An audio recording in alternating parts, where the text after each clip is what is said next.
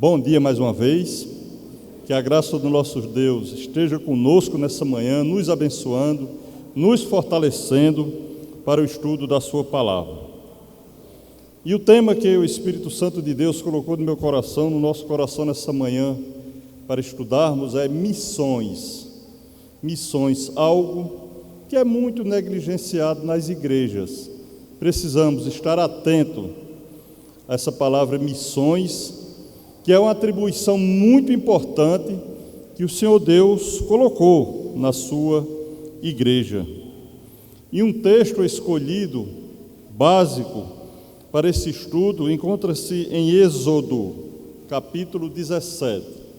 Vamos abrir a palavra do Senhor no livro do Êxodo, livro da saída, segundo livro da Bíblia, capítulo 17, a partir do versículo de número 8, que diz assim a palavra do Senhor: Então veio Amaleque e pelejou contra Israel em Refidim. Com isso ordenou Moisés a Josué: Escolhe-nos homens e sai, e peleja contra Amaleque. Amanhã estarei eu no cimo do outeiro, e o bordão de Deus estará na minha mão. Fez Josué como Moisés lhe dissera, e pelejou contra Amaleque. Moisés, porém, Arão e Hur subiram ao cimo do outeiro. Quando Moisés levantava a mão, Israel prevalecia.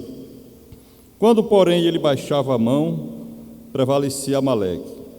Ora, as mãos de Moisés eram pesadas, por isso tomaram a pedra e a puseram por baixo dele, e ele nela se assentou.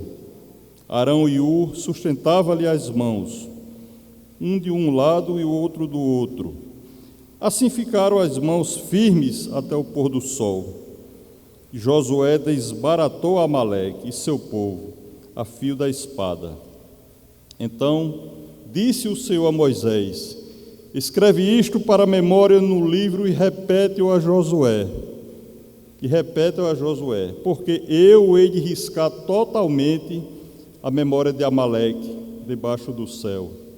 E Moisés edificou um altar e lhe chamou: O Senhor é minha bandeira.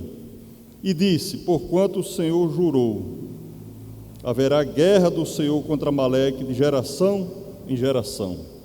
Que o Senhor nos abençoe com a porção lida da sua santa palavra.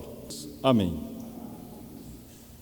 Irmãos, o que é que significa a palavra missão? Missão é tão somente o trabalho para proclamar o Evangelho àqueles que ainda não conhecem. É um propósito de Deus, um objetivo de enviar alguém para cumprir um propósito.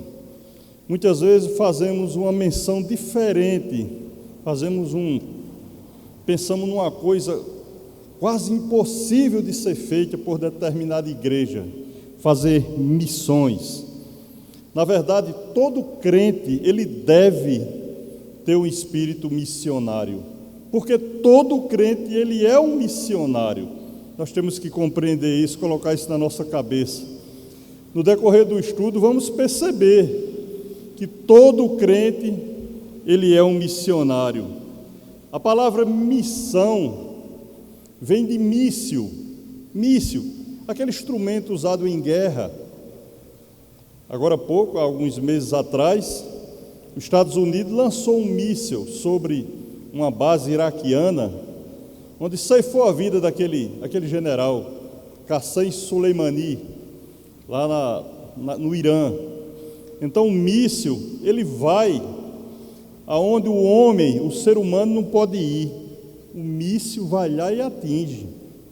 O míssil, ele é um soldado usado pelos países em guerra. Aquele país hoje que não tem possibilidade, não tem condição de ter um míssil, ou mísseis, vários mísseis, ele sequer entra em uma guerra, em um confronto, porque é a arma mais eficaz do momento, é um míssil. Então a palavra missão, ela vem de míssil. Temos que compreender que o missionário é aquele homem que a igreja envia para o campo de batalha Na verdade, o missionário, ele é uma bomba no campo de batalha. Não é para matar, diferentemente do míssil. É para dar vida, para doar vida, evangelizar, fazer a missão de Deus. Então, o missionário, desta forma, ele tem um chamado específico, ele é um enviado, tem um propósito de Deus. A palavra míssil significa enviado, onde missões também vai dizer que nós somos enviados de Deus para fazer o seu trabalho, para cumprir o seu propósito, para fazer a sua missão, porque na verdade a missão, ela pertence a Deus. O primeiro grande missionário, Deus Todo-Poderoso, Ele mandou o seu Filho amado para doar sua vida, para fazer a sua missão. Jesus veio cumprir uma missão aqui na terra. Está lá em João 3,16, um texto que todos sabem decoradamente. Seu Filho amado, seu único Filho amado, veio aqui na terra para cumprir esse propósito, para fazer essa missão. E Deus é o dono da missão. Por quê? Porque é Ele que chama, porque é Ele que capacita, Ele que qualifica, Ele que sustenta, na verdade, os seus missionários. É tanto que Jesus Cristo disse: portanto, rogai ao Senhor da seara para que mandes trabalhadores para a sua seara, lá em Mateus 9:38. Então, é um trabalho de Deus. Deus é o primeiro grande criador das missões, o primeiro missionário. E nós somos seguidores de Cristo Jesus. Então, cada um de nós temos a nossa missão. Cada um de nós também somos missionário. Esse texto que lemos, a gente fica imaginando qual é o trabalho de missões encontrado aqui nesse texto de Êxodo, capítulo 17. Quando se fala em missões, geralmente pensamos lá no Novo Testamento, alguns textos ou vários textos sobre missões, e realmente no Novo Testamento, na Nova Aliança, se fala muito mais em missões, mas ele começa no Antigo Testamento, porque Deus, repito, é o primeiro e grande missionário. Aqui no texto que lemos, nós encontramos alguns tipos de missionários. Na verdade, são várias atribuições que a igreja tem para fazer missões, cada um na sua qualificação, cada um no seu objetivo, cada um no seu dom. Mas escolhemos esse texto porque ele mostra diretamente 3 tipos de missionário. O primeiro missionário que nós encontramos nesse texto, Josué, o guerreiro que vai ao campo de batalha. Observe Êxodo, capítulo 17, versículo 9 e 10. Com isso, ordenou Moisés a Josué: escolhe-nos homens e sai, e peleja contra Amaleque. Amanhã estarei eu no cimo do outeiro, e o bordão de Deus estará na minha mão. Fez Josué como Moisés lhe dissera, e pelejou contra Amaleque. Até aí. Veja que nós temos aqui Josué como o guerreiro enviado ao campo de batalha. Ou seja, toda a igreja, ela tem que ter um guerreiro para ser enviado a um campo de batalha. É por isso que há os ensinamentos, os cursos teológicos, seminário, para preparar, qualificar um homem, uma mulher, para fazer um trabalho missionário. Cada um tem o seu espírito missionário. Existe uma preparação. Josué foi preparado aqui para ser um guerreiro no campo de batalha. Vamos colocar aqui esse capítulo 17 como uma igreja, já lá no Antigo Testamento mesmo.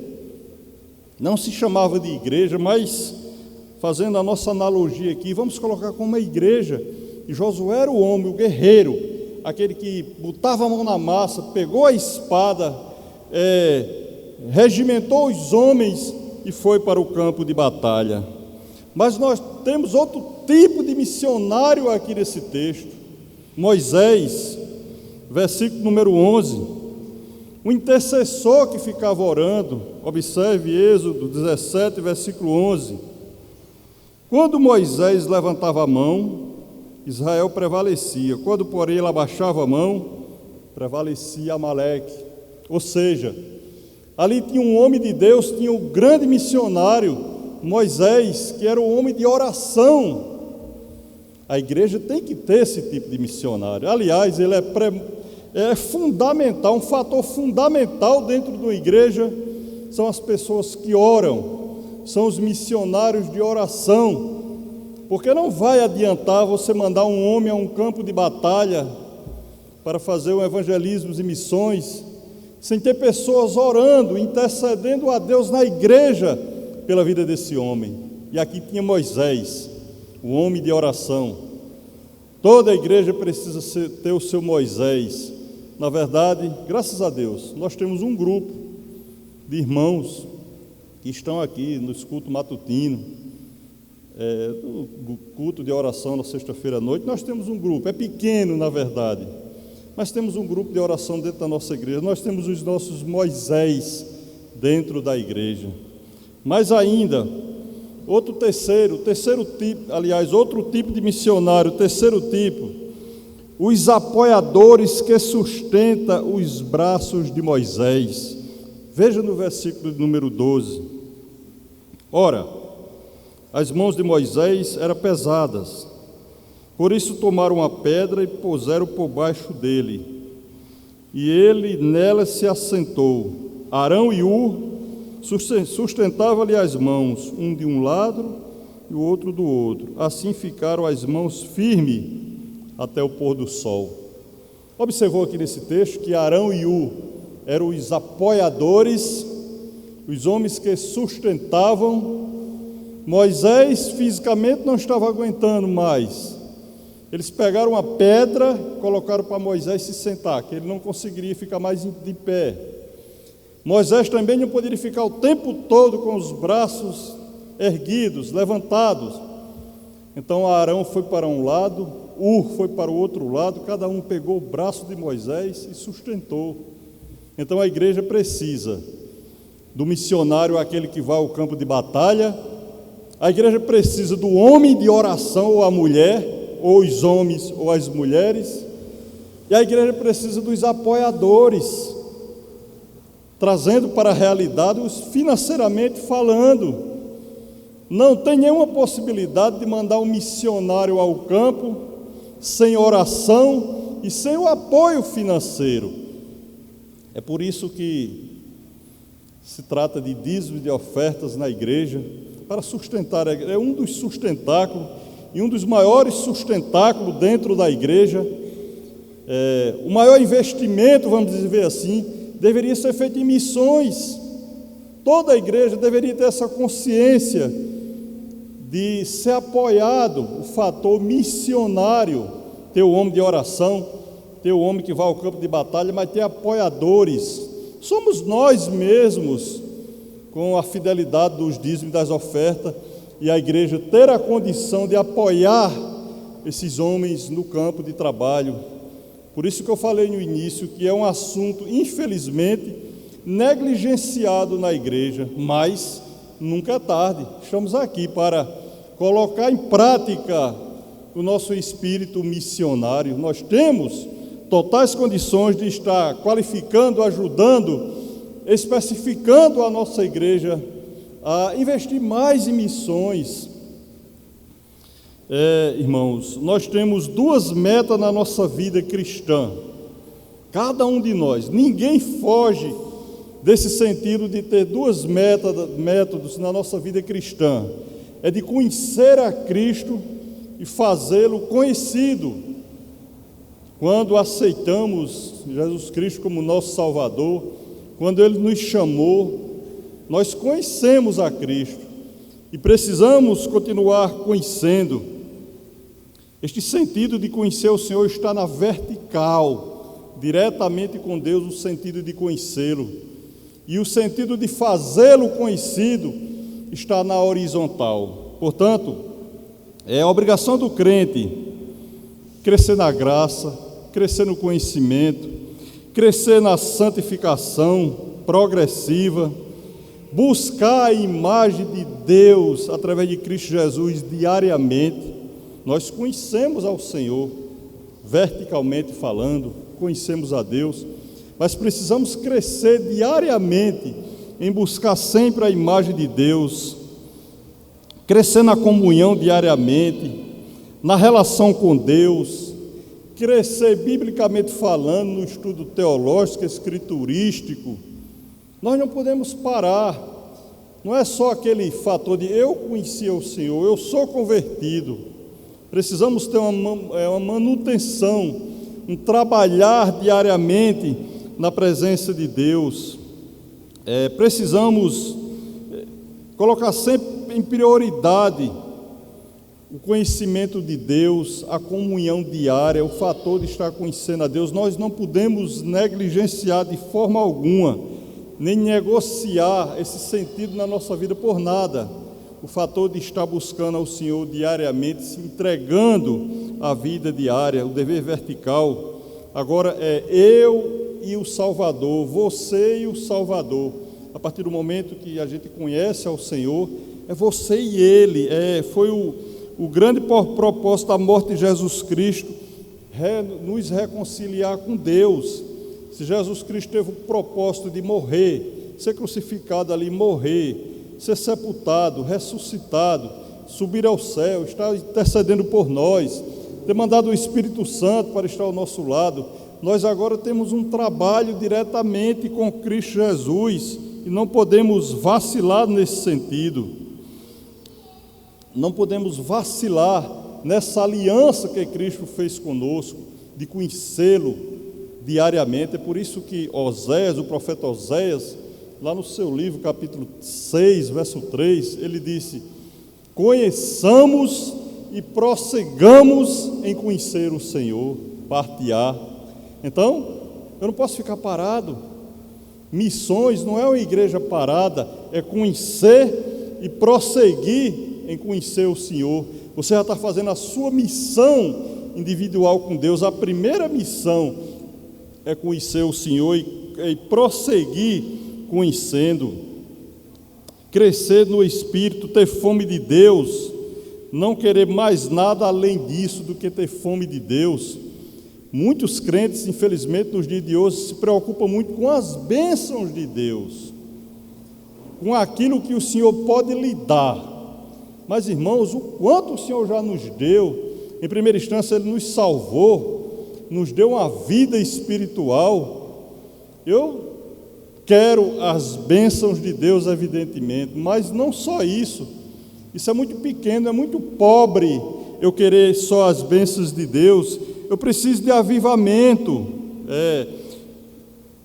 Não contentar em viver só em uma vida de abundância e de bênçãos. Cada um de nós, evidentemente, almejamos uma vida de abundância e de bênçãos. Isso é bíblico, mas, repito, é muito pobre ficar só nisso. Nós precisamos querer conhecê-lo, querer ver a face, querer ver o rosto de Deus. Lembra de Moisés? Moisés foi o homem que mais teve um relacionamento com Deus, segundo a Escritura. Moisés foi o homem que foi preparado ali como príncipe no Egito. Primeiro, como criança, vocês conhecem a história de Moisés, que foi colocado naquele rio ali para ser salvo. A sua mãe desejava que ele fosse salvo dos hebreus, e a única forma era abandoná-lo naquele rio para alguém pegar e criá-lo, como aconteceu lá no Egito. Aquele homem teve a oportunidade de crescer como príncipe do Egito. Aquele homem teve a oportunidade de ser chamado por Deus para ser o condutor de uma grande nação, liderar uma grande nação. Aquele homem teve a oportunidade de observar ali aquelas 10 pragas do Egito, uma coisa terrível. Ele conheceu realmente ali o poder de Deus através daqueles acontecimentos. Aquele homem com um cajado ali, vendo se transformar numa serpente. Aquele homem viu aquelas águas se transformando em sangue, viu a morte de todos os primogênitos. Aquele homem conduziu milhares de pessoas, mais de 1 milhão de pessoas, durante 40 anos no deserto, sem ver a roupa se desgastar, sem as sandálias dos pés se desgastar. Aquele homem presenciou, na verdade, ele estava ali na frente, só abaixo de Deus, no maior milagre segundo a Bíblia, que foi a abertura do Mar Vermelho. Aquele homem, orientado por Deus, curou muita gente que estava morrendo de picada de cobra. Muita experiência Moisés teve com Deus. Aí Deus chega para ele, em outras palavras: Moisés, e aí? Está tudo bem? Está bom o que você viu, o que você conheceu, o que você participou? Ele disse: não, Senhor, não. Então o que é que você quer mais? Ele disse: eu quero ver o teu rosto, eu quero ver a tua face. Rogo-te que me mostre a tua glória. Tudo isso aconteceu com Moisés, mas ele não se contentou com tantos milagres, tantos acontecimentos. O maior acontecimento para Moisés era ver a face de Deus, ver o rosto de Deus, ver a glória de Deus. É isso. Nós não devemos nos contentar só com vida e abundância, com bênçãos. Precisamos almejar a face de Cristo, ver a glória de Deus nas nossas vidas. E saiba que a glória de Deus na nossa vida, na vida da igreja, ela está inserida em fazer missões também.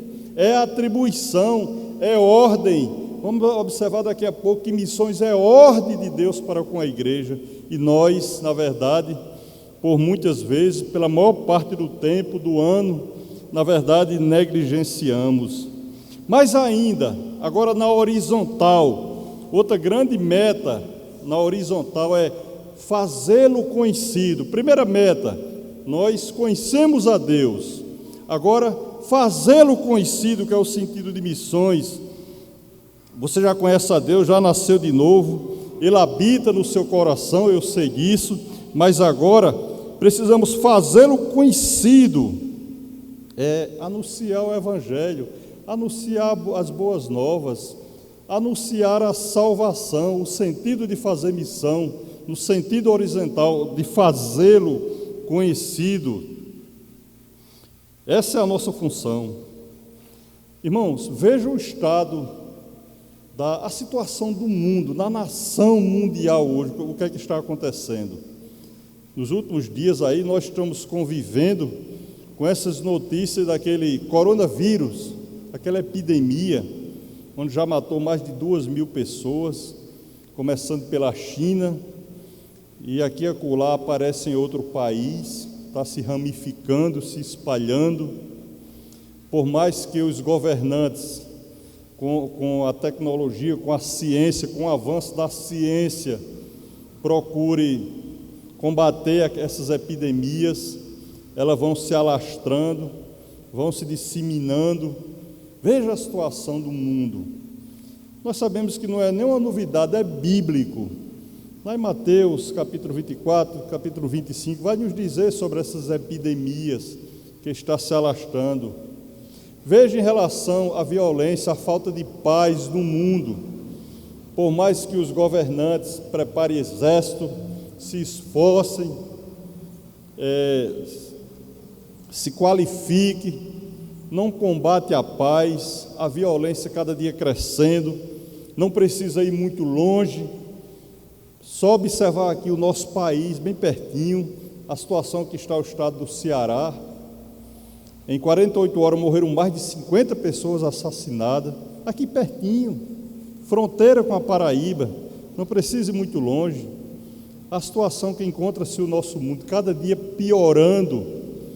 Os governantes se esforçam, outros nem tanto, e a violência duplica, triplica, quadriplica. É na epidemia, é na violência. Falta o conforto necessário espiritualmente falando.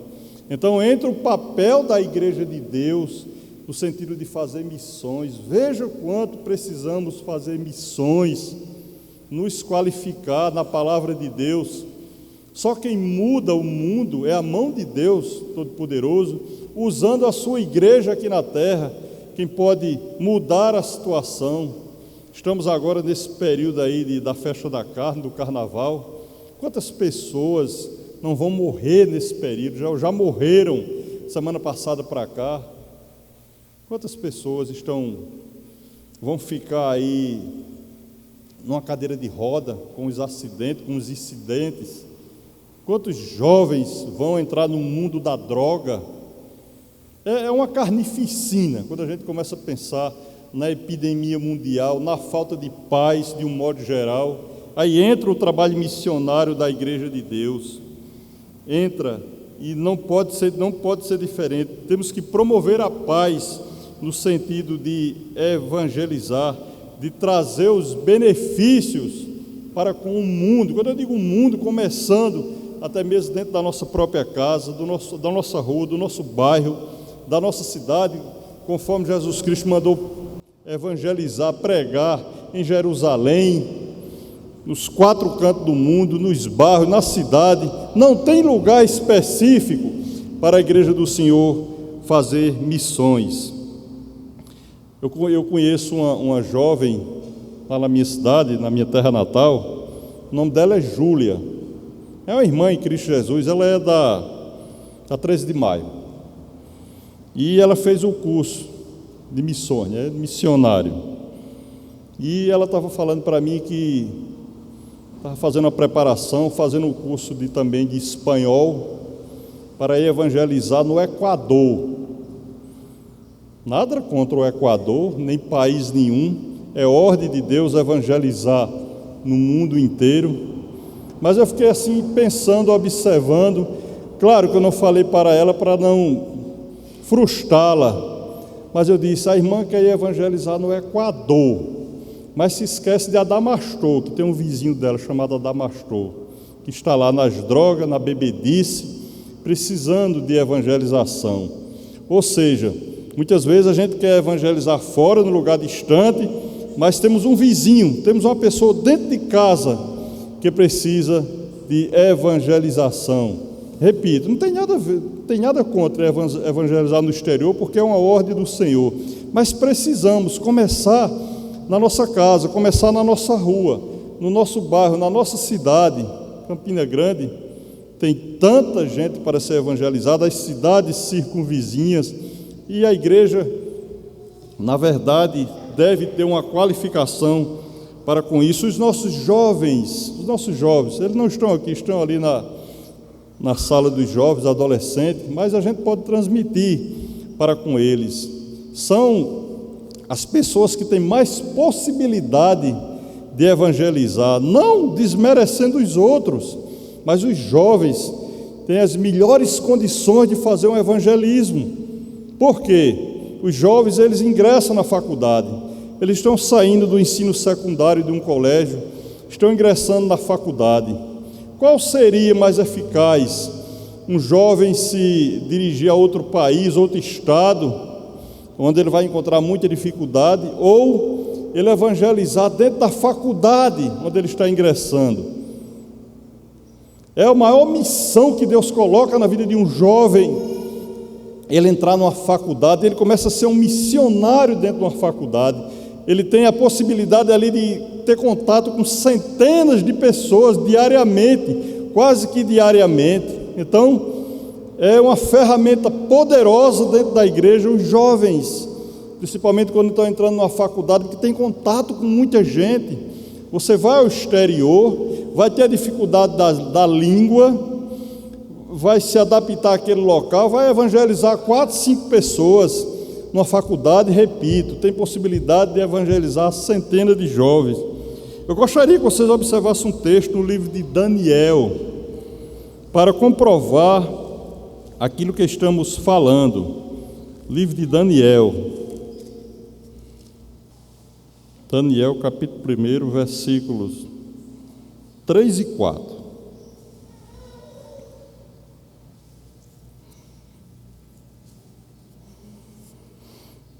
Diz assim a palavra do Senhor: disse o rei a Aspenaz. Quem era Aspenaz? Aspenaz era chefe dos oficiais da corte de Nabucodonosor. Esse homem foi imperador na Judéia. Ele era um judeu, Aspenaz. Disse o rei a Aspenaz, chefe dos seus eunucos, que trouxesse algum dos filhos de Israel, tanto da linhagem real como dos nobres, jovens, sem nenhum defeito, de boa aparência, instruídos em toda sabedoria, doutos em ciências, versados no conhecimento, que fossem competentes para assistirem no palácio do rei e lhe ensinasse a cultura e a língua dos caldeus. Veja que o Nabucodonosor chamou Aspenaz, que era seu encarregado, seu secretário, chefe dos eunucos, que escolhesse jovens inteligentes, estudados. Aí no versículo 6 diz: entre eles se achavam dos filhos de Judá Daniel, Ananias, Misael e Azarias, que seria Daniel, Sadraque, Mesaque e Abidnego. Então pegou esses 3 jovens, trouxe para a Babilônia, dentre milhares de jovens, para ser instruído ali pelos caldeus. Capítulo 2, versículo 27 e 28. Vamos ver o resultado desses jovens. O pano de fundo aqui é a Babilônia. Esses jovens judeus estavam na Babilônia. Vamos ver o acontecimento desses homens ser missionários de Deus. Esses jovens eram missionários de Deus. Capítulo 2, versículo 27 e 28. Respondeu Daniel na presença do rei e disse: o mistério que o rei exige, nem encantadores, nem magos, nem astrólogos o pode revelar ao rei. Mas há um Deus no céu, o qual revela os mistérios, pois fez saber ao rei Nabucodonosor o que há de ser nos últimos dias. O teu sonho e as visões da tua cabeça, quando estava no leito, são estas. Ou seja, esses jovens não negociaram a sua fé. Eles apresentaram o Deus Todo-Poderoso lá na faculdade da Babilônia, na má faculdade da Babilônia. E no capítulo 3, versículo 28, diz o seguinte, 3:28. Falou Nabucodonosor e disse: bendito seja o Deus de Sadraque, Mesaque e Abidnego, que enviou o seu anjo e livrou os seus servos, que confiaram nele, pois não quiseram cumprir a palavra do rei, preferindo entregar o seu corpo e servirem e adorarem a qualquer outro Deus, senão ao seu Deus vivo.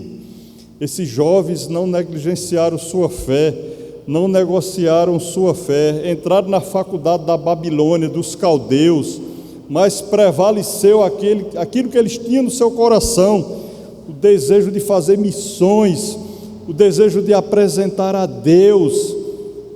Eles continuaram com a sua fé, continuaram com a sua religião. Não era religiosidade não, era com a religião mesmo que ele tinha no coração, a religião de ser adorador do Deus vivo.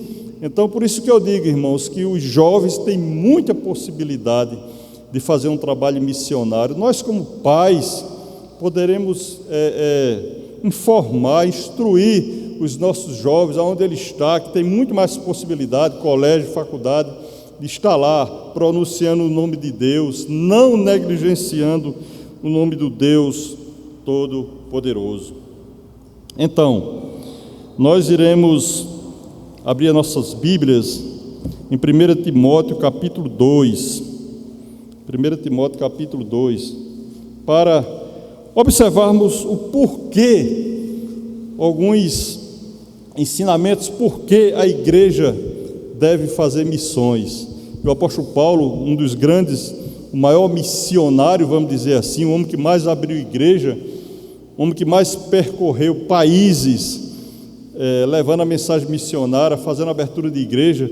Esse homem vem nos trazer um ensinamento necessário, maravilhoso em relação a missões. 1 Timóteo capítulo 2, versículo de 1 a 4, vai nos dizer: antes de tudo, pois, exorto que use a prática de súplicas, orações, intercessões, ações de graças em favor de todos os homens. Lembra de Moisés, quando Josué estava no campo de batalha, o que era que Moisés estava fazendo? Estava orando. O apóstolo Paulo vem dizer aqui, antes de tudo, ou seja, antes de fazer missões, exorto que use a prática de súplicas, orações, intercessões a favor, ações de graça a favor de todos os homens, sem distinção, ele vai dizer aqui no versículo 2, em favor dos reis e de todos que se acham investidos de autoridade, para que vivamos vida tranquila e mansa, com toda piedade e respeito. Nós temos as nossas autoridades no nosso país, partidos diferentes, não é? O governador daqui tem um partido, de outro estado tem outro, assim sucessivamente. O presidente tem um partido, o seu oposto tem outro partido, e muitas vezes a gente fica discutindo esse tipo de coisa, fica se envolvendo com esse tipo de coisa, onde não é necessário para a vida do cristão, já que você é um missionário, porque todo cristão ele tem um espírito missionário. Qual é a nossa grande determinação? Estarmos orando por todos, para que Deus coloque o aprumo na vida de cada um. E o versículo número 2, aí ele vai dizer, depois de autoridade, para que vivamos vida tranquila e mansa, com toda piedade e respeito. A partir do momento que nós, como cristãos, estivermos orando pelas nossas autoridades, por todo o mundo, na verdade, o Senhor nos promete aqui uma vida tranquila e mansa. Veja que fruto bendito é instaurada a oração na nossa vida, orar por todos, sem exceção, e ter uma vida tranquila e mansa. Isso já é fazer missões. Mas por que isso? O versículo 3 vai dizer, isto é bom e aceitável diante de Deus, nosso Salvador, fazer missões, orar por todos os homens, inclusive pelas autoridades, vai trazer uma vida tranquila e mansa e agrada aos olhos do nosso Deus. Isto é bom e aceitável diante de Deus, nosso Salvador. Aí no versículo 4, o apóstolo Paulo vem falar de missões, onde ele diz, o qual, quem? Esse qual? Deus, o Senhor, o qual deseja que todos os homens sejam salvos e cheguem ao pleno conhecimento da verdade. É o desejo do Senhor, que todos os homens sejam salvos e cheguem no pleno conhecimento da verdade. Isso acontece, o apóstolo Paulo faz essa chamada em oração. A igreja precisa ter esse espírito missionário de estar orando, para que Deus continue fazendo a sua obra, salvando a vida de todos os homens. É interessante, né, que a palavra de Deus diz que Deus elege, nós temos o eleito, lá em Efésios capítulo 1, verso 4, fala de eleição, que Deus elege aquela pessoa, e aqui diz que o desejo dele é que salve, a qual deseja que todos os homens sejam salvos. É um mistério, né, que a gente muitas vezes não entende, e quem somos nós para procurar entender os mistérios de Deus? Tem o seu eleito, tem aquele que ele pratica a eleição diretamente, mas o apóstolo Paulo vem dizer que Deus deseja que todos sejam salvos. Então, isso aí é a atribuição do nosso Deus. Nosso papel é orar. Por quê? Nós não sabemos. Tem o eleito, ele quer que todos sejam salvos. Nós não sabemos quem vai ser salvo. Portanto, a nossa atribuição é sermos missionários, no sentido de oração. Primeiro instância da igreja é orar nesse sentido. Então, irmãos, eu vou fazer algumas perguntas e respondendo ao mesmo tempo através de textos, sobretudo do Novo Testamento, em relação a missões. Se algum irmão quiser falar alguma coisa, olha, pode me interromper, estamos aqui para conversar. Vou fazer essa pergunta algumas vezes daqui para o final. Por que missões? Por que fazer missões? Porque é ordem do Senhor. Aí eu vou querer que algum irmão leia Mateus 28, versículo de 18 a 20. Mateus 28, de 18 a 20. Está aqui uma ordem do Senhor para fazermos missões. Muitas vezes a gente se esquiva. Por exemplo, ultimamente estamos fazendo um evangelismo e missões ali no Hospital da FAP. Está indo eu, a irmã Marisa, a jovem Débora, pastor Valdos. No momento, só os 4 se dispôs a fazer esse trabalho. É excepcional, não é só bom não, não é só ótimo não, ele é excepcional. Mas aí precisamos de mais ferramentas humanas, porque um prega, outro louva, outro ora. Daqui a pouco Débora volta à sua faculdade, não vai poder ir. Só tem a irmã Marisa, eu e o pastor Walter, porque a gente reveza, eu e o pastor, para levar a palavra. Mas precisamos de irmãos, é ordem de Deus. Eu sei que os irmãos trabalham, têm as suas atribuições, muitos não podem, mas nossa igreja tem 100 e tantas pessoas. É uma segunda-feira, 1 horinha, 2 horas, vamos dizer assim. A gente sai aqui de 9h30, de 11h30 está em casa. Precisa de ferramenta humana. É uma ordem do Senhor. Veja que Jesus se coloca aqui, ó, no verso 18. Jesus, aproximando-se, falou e dizendo: toda autoridade me foi dada no céu e na terra. Ele se coloca logo como onipotente. Eu posso tudo, toda autoridade me foi dada. Aí ele agora vem dar a ordem à sua igreja, no versículo 19. Ide, portanto, fazer discípulos de todas as nações, batizando em nome do Pai, do Filho e do Espírito Santo. Ou seja, evangelize, faça missões. E ele diz mais: ensinando a guardar todas as coisas que vos tenho ordenado, que está na palavra, que ele tem ordenado. Aí, irmão, ele vem nos trazer uma promessa poderosa. Se você faz esse tipo de atribuição, o Senhor vem trazer uma promessa poderosa na parte B do verso 20. Eis que estou convosco todos os dias, até a consumação dos séculos. Veja que o Senhor não deixa nada de graça. Ele sempre, o galardão de Deus sempre está nos acompanhando. Você vai lá, faz a missão, faz o evangelismo, e ele traz uma promessa: estou convosco, eis que estou convosco todos os dias, até a consumação do século. Deus prometeu nunca nos deixar, nunca nos abandonar. Também o autor dos Hebreus, lá no capítulo 13 de Hebreus, verso 5, ele vai repetir essa promessa. Ou seja, tudo que a gente faz para o Senhor, Deus nos retribui. E você quer uma retribuição maior do que a presença de Deus, juntamente conosco, até a consumação dos séculos?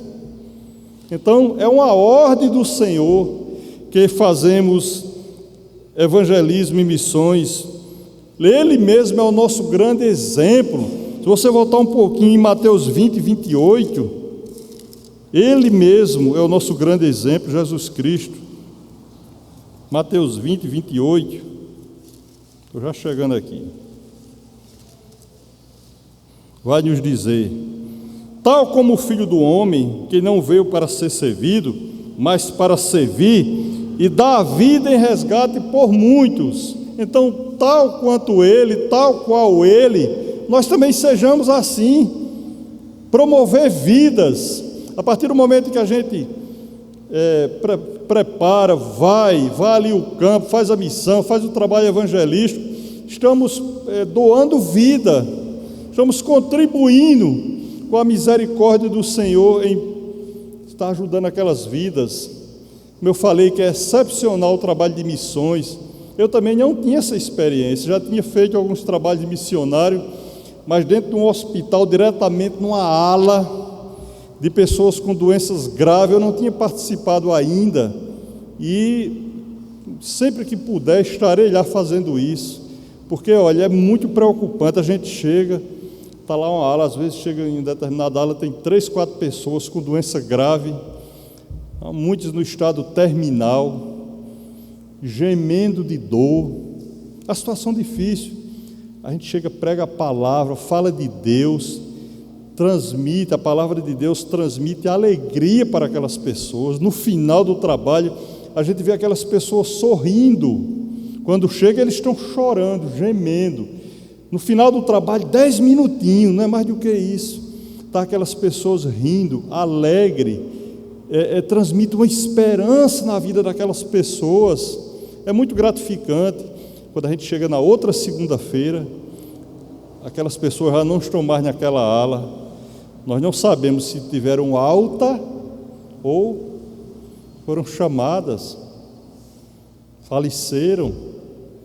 Aí eu fico perguntando, eu fico em casa, eu não vou, a igreja determina, Deus ordena, eu não vou. De repente, uma vida ali foi perdida, porque ninguém levou a palavra, ninguém evangelizou, ninguém fez a missão. E nós sabemos que o trabalho é de Deus. Você lança a semente, lança a palavra, lança ali a mensagem, Deus é quem salva. Aí eu me entristeço quando eu chego na próxima segunda-feira, já não encontro mais aquelas pessoas, fico pedindo a Deus que elas tenham recebido alta, mas geralmente a maioria não é dessa forma, tem falecido porque doenças graves. Outros a gente chega na próxima semana, estão lá novamente e continua aquela alegria. Então a gente não perde um segundo sequer num trabalho evangelístico, num trabalho missionário. Não negligencie essa ordem de Deus, que aqui nós percebemos que Ele deu uma ordem à sua igreja. Mas ainda, por que missões? Porque Deus não quer que ninguém se perca. Foi que lemos aqui em 1 Timóteo capítulo 2, verso 4. O qual deseja que todos os homens sejam salvos e cheguem ao pleno conhecimento da verdade. Deus não quer que ninguém se perca, pelo menos Ele está transmitindo aqui para conosco. Não interessa se aquela pessoa ali está muito mal, se não está tão mal, é aquele que está na droga, aquele que está bêbado, está jogado, está na sarjeta. Ele não quer que ninguém se perca, segundo aqui o texto bíblico. Então, qual é o nosso trabalho como cristãos? Fazer missão, evangelizar, pregar, falar da palavra do Senhor, falar dos benefícios de Deus. Por que missões? Porque o amor de Cristo nos constrange. Alguém lê, por favor, 2 Coríntios, capítulo 5, versículo 14. É todos por um e um por todos. O amor de Cristo nos constrange, ou seja, deve constranger. Se você é crente em Cristo Jesus e não está sendo constrangido, movido, removido, remoído pelo amor de Cristo, algo está errado. O amor de Cristo nos constrange, e quando o amor de Cristo nos constrange, nós temos que fazer algo, e cada um de nós temos o propósito, como eu falei no início, é o exemplo de Cristo para o nosso serviço, o local do serviço. Ele falou lá em Mateus 28 que é o mundo inteiro. Então, se nos constrange, meu irmão, fique constrangido com a situação que vive o mundo, nas epidemias, eu repito, na falta de paz, na falta de amor, na idolatria, na iniquidade que estamos passando nesse momento. O amor de Cristo está nos constrangendo. É só você consultar o seu coração como cristão, consulte o seu coração, que realmente o amor de Cristo tem nos constrangido para fazer esse tal serviço. Mas por que missões? Porque devemos o evangelho a todas as pessoas. Como assim? Eu, você, nós agora devemos o evangelho a todas as pessoas? Devemos sim. Não, mas isso não é coisa de Deus? É de Deus, mas nós somos seguidores dele, nós somos imitadores dele, nós devemos o evangelho a todas as pessoas. Alguém vai ler Romanos, capítulo 1, verso 14. Você vai observar que devemos o evangelho a todas as pessoas. Romanos, capítulo 1, verso 14. Olha o amor de Paulo pelos cristãos. Ele disse que, pois sou devedor, tanto a gregos, quanto a bárbaros, tanto a sábios, quanto a ignorantes. Eu e você, nós somos devedores. O apóstolo Paulo se colocou aqui como um devedor do evangelho, ou seja, o evangelho só é pregado diz aqui o texto, bárbaros, gregos, bárbaros, está falando das etnias, das nações. Tanta pessoa sabe, tem tantas pessoas aí cheias de sabedoria, formada, engenheiro, médico, advogado e daí por diante, tantos homens sábios, estudados, letrados na ciência, mas não conhece a Deus. Aí vai você, com limitação de conhecimento, apenas lê com dificuldade um texto, lê para ele e prega, e coloca ele num canto de uma parede, com o evangelho do Senhor. Nós somos devedores disso, não só os sábios, as pessoas letradas e os ignorantes, esses sim é que precisa, porque os ignorantes, além de não querer, muitos, quando falam na ignorância, porque não conhece, não quer conhecer. E não é ignorante, não só é aquele que é bruto, bravo, não. O ignorante é aquele que ignora porque não tem um conhecimento, ninguém chegou para ele para pregar. Por que é que eu não quero falar de igreja de ninguém, por que é que um católico romano se ajoelha perante uma estátua de gesso, de madeira? Porque ele é ignorante, não conhece, não sabe que aquela imagem jamais vai transmitir para ele poder, perdão, bênção, abundância, jamais. Ele não sabe. Ninguém ensinou a ele, a própria igreja lá não ensina. Então, nós devemos a essa pessoa. Eu tenho uma família que é idólatra totalmente, a família do meu pai, minha mãe, meus irmãos.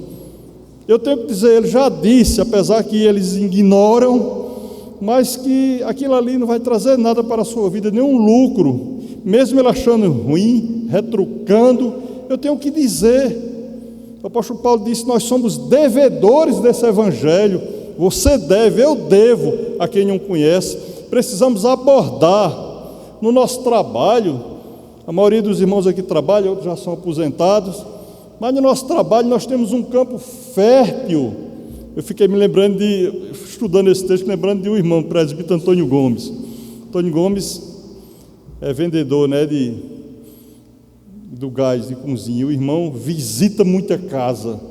Já pensou o campo que o irmão tem para falar do Senhor? Eu sei que o irmão fala, estou cobrando isso do irmão não, que ele fala da palavra de Deus sempre que pode. Mas aí, cada um de nós, eu estou citando um exemplo do irmão, mas eu também, lá onde eu trabalho, um monte de policiais ignorantes, falando ignorante, que não conhece a Deus, um campo fértil. Cada um de vocês que trabalha lá, o irmão Samuel trabalha no hospital, não é, irmão? Nos hospitais, no transporte, tem um campo fértil para falar do Senhor, em todo canto, o melhor campo de Samuel, né? A senhora também na sua loja, já pensou? Aqueles clientes ali, eu sei que a irmã também tem a oportunidade e fala. Cada um de nós temos um campo fértil para pregar, falar do evangelho, não só ir para o Equador, para a Bolívia, não, aqui mesmo, na nossa rua, na nossa cidade. Somos devedores do evangelho, o apóstolo Paulo falou. Os irmãos viram aí na Bíblia. Por que fazer missões? Porque os primeiros cristãos foram missionários. Aí seguiu o exemplo, Os primeiros cristãos, a primeira igreja aberta, lá em Atos dos Apóstolos, esses irmãos foram missionários. Vamos ver? Atos dos Apóstolos, capítulo 8. Atos dos Apóstolos, capítulo 8, versículo 4. Já imaginou? Isso aqui foi a primeira igreja formada em Atos dos Apóstolos. Os primeiros cristãos da história. O que era que ele fazia? As entrementes, os que foram dispersos por quê? Saíram lá de Jerusalém, onde foi o início do berço cristão, foi disperso ao mundo. Aqui foi formada a primeira igreja, em Samaria. Aí o que é que acontece? Eles iam por toda parte pregando o evangelho. Primeiros cristãos foram missionários. Isso é para ter um segmento. Não ficou só ali. Se tivesse ficado só ali com aquela igreja, só tinha existido ela até hoje, não tinha disseminado para o resto do mundo. Então, como é que a nossa igreja vai ter continuidade? Se fizermos missões, se evangelizarmos.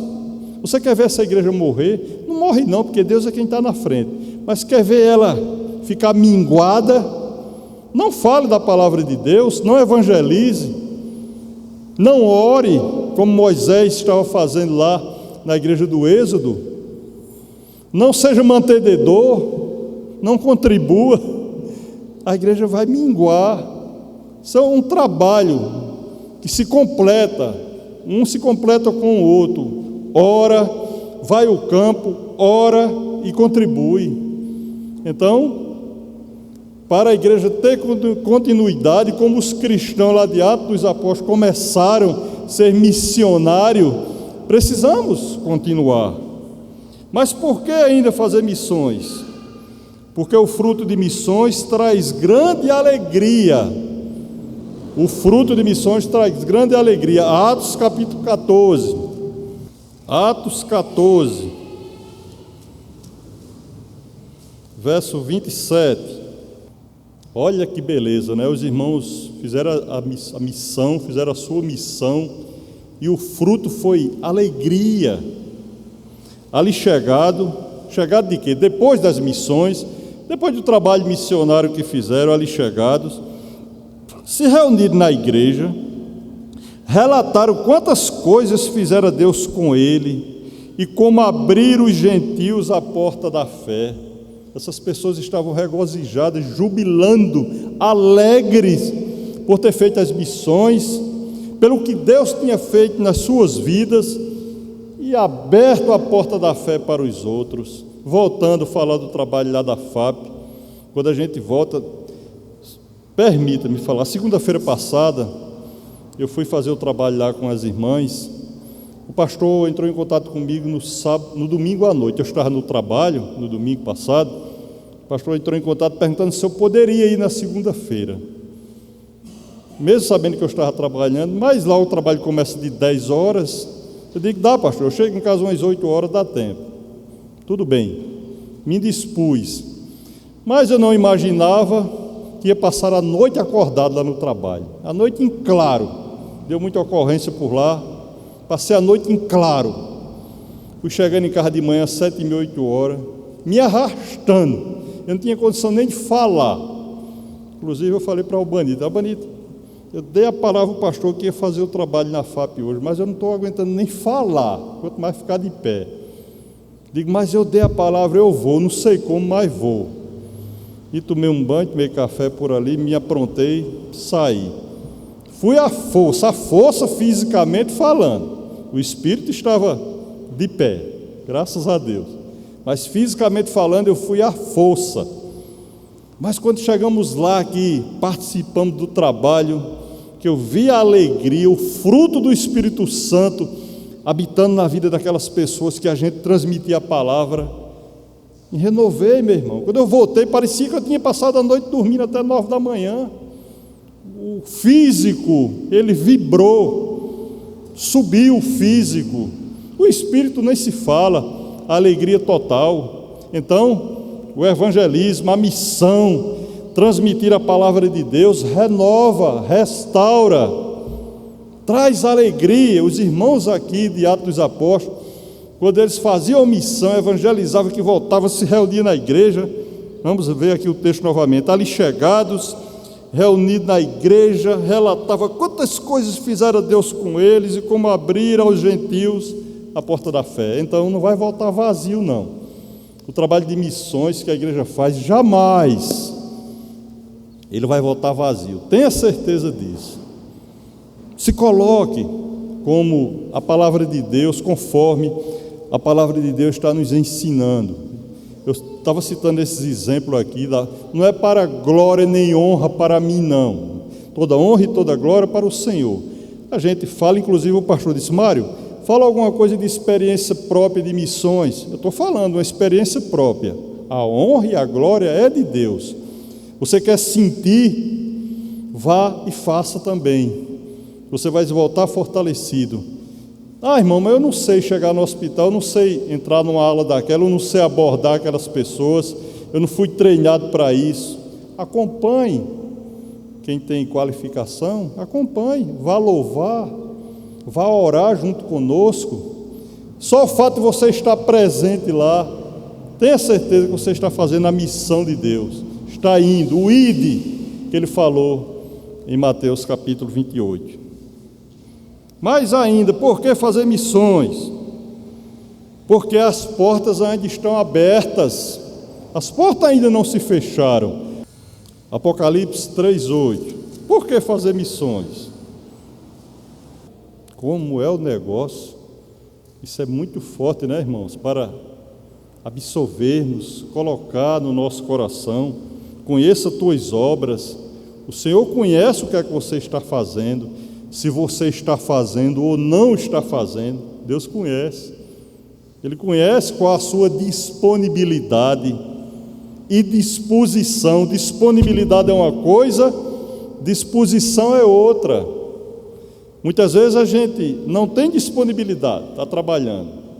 Outras vezes a gente tem disponibilidade, mas a disposição de fazer, a vontade de ir, Deus conhece a sua obra. Eu não vou lhe abordar nesse sentido, que é você e Deus, sou eu e Deus. Conheça as tuas obras, eu conheço o que é que está se passando com você, eu sei se você tem condição de fazer o evangelismo ou não, mas ele vai continuar dizendo: eis que tenho posto diante de ti o quê? Uma porta aberta. A porta ainda não está fechada, ela só vai estar fechada quando Jesus Cristo voltar e arrebatar a sua igreja. Aí ali, fechou-se as portas.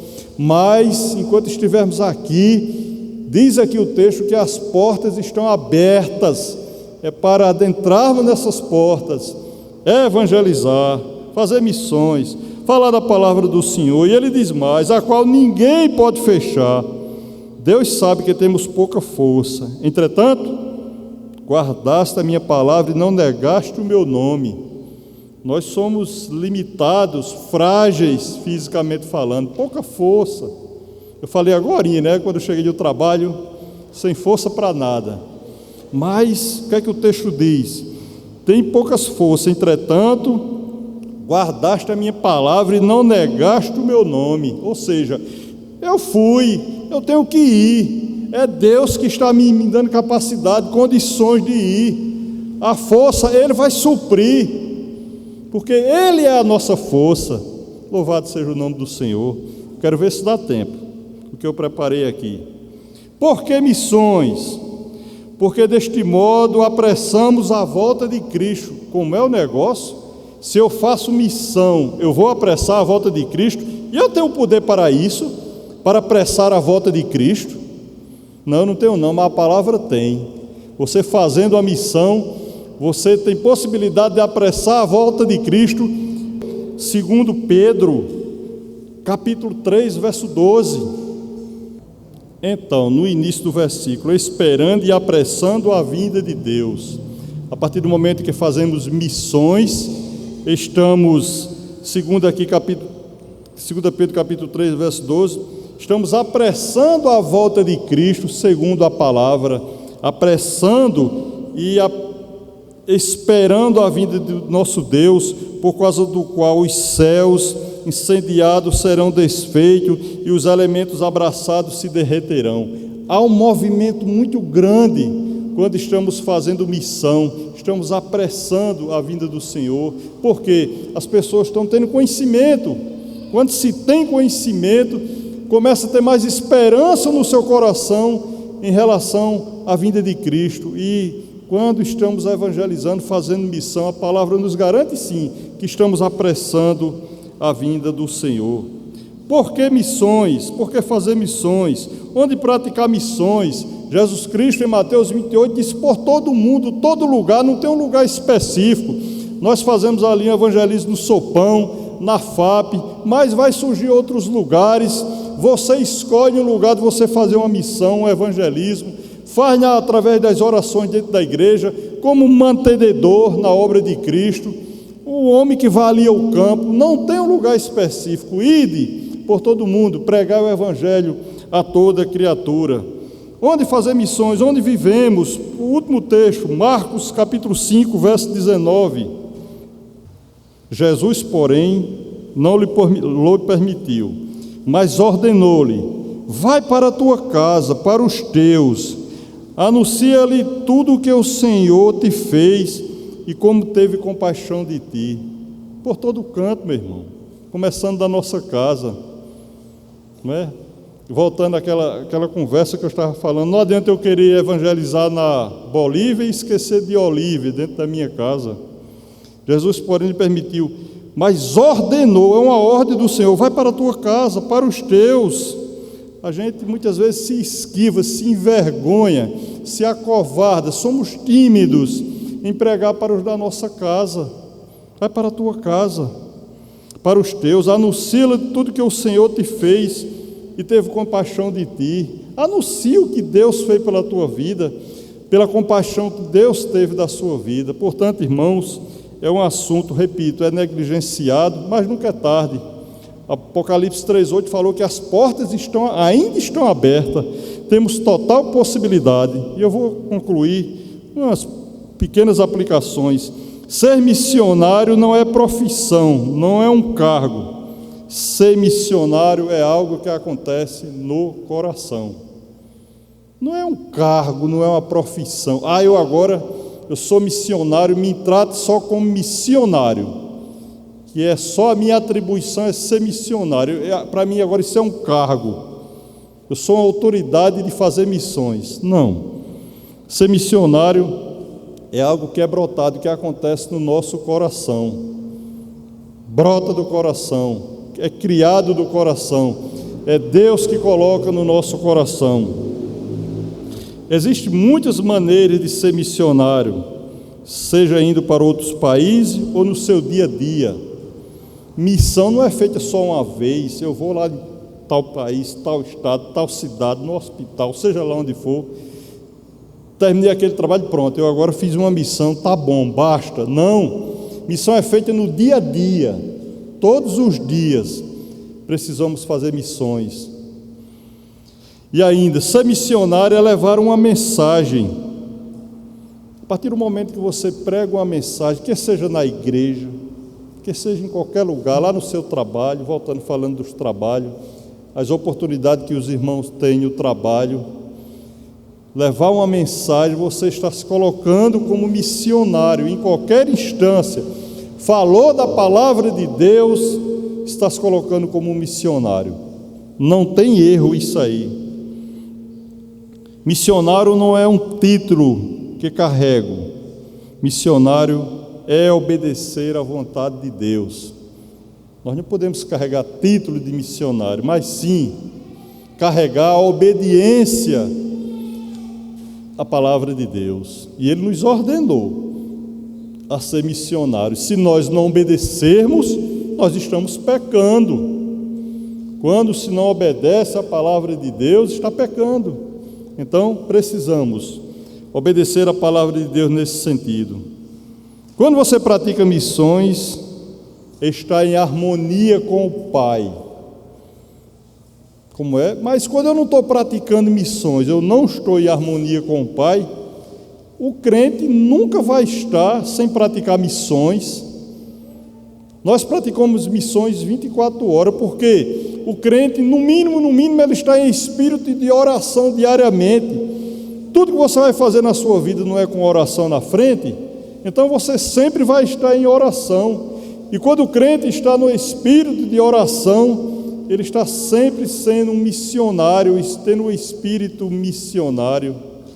O Senhor falou, lá em Mateus 9:38, rogai ao Senhor da seara para que traga trabalhadores para a sua seara. Portanto, irmãos, o campo é vasto e nós estamos muito parados. Eu não estou aqui jogando carapuça para os irmãos, não. Eu começo por mim mesmo. Estou fazendo muito pouco. Nós estamos fazendo muito pouco. Precisamos nos qualificar mais através da palavra de Deus. Ele nos dá toda a condição de sermos missionários, de ir buscar, de fazer o ID.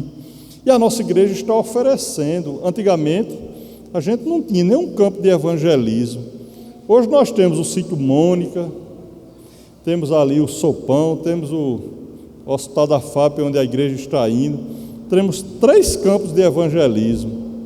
São poucos, mas com as orações vai crescendo, vai aumentando. E se cada um se dedicar, se cada um se colocar como um crente missionário, esse trabalho tende a aumentar. E o nosso desejo não é crescer o número de pessoas na igreja, não. É salvar vidas. Almas sejam salvas para o Senhor. Portanto, vamos fazer a nossa parte, vamos continuar fazendo a nossa parte. Deus nos abençoe, Deus nos fortaleça, Deus nos ajude a sermos missionários, como assim Ele determinou na sua palavra. Ele nos deu uma ordem e sermos missionários. Deus nos abençoe.